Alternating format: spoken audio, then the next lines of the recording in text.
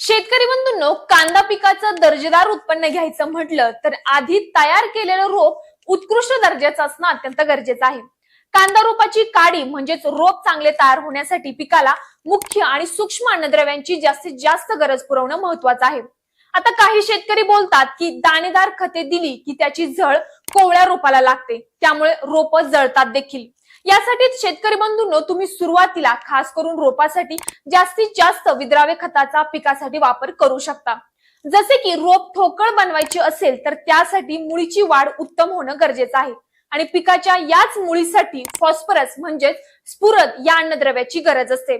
त्यासाठी आपण रोप साधारण 10 ते 12 दिवसांचे असताना 19-19-19 ची 20 ग्रॅम प्रतिपंप अशी फवारणी घेऊन, त्यानंतर रोप साधारण 20 ते 25 दिवसांचे झालेले असताना 14-35-14 हे खत आपण पाण्यामध्ये मिक्स करून सोडू शकतो.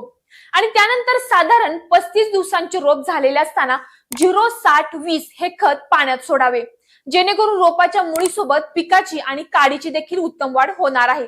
तर शेतकरी मित्रांनो, येणाऱ्या रब्बी कांद्यासाठी किंवा पुढे जाऊन उन्हाळी कांदा तयार करते वेळी ही ट्रिक तुम्ही नक्कीच वापरून बघा. उत्तमरित्या कांदा रोप तुम्ही देखील घेऊ शकता. सोबतच शेतकरी बंधूंनो, तुमच्या रोपामध्ये जर जास्त प्रमाणामध्ये पिवळेपणा येत असेल तर त्यासाठी देखील तुम्ही साफ हे बुरशीनाशक पाण्यातून सोडू शकता. धन्यवाद.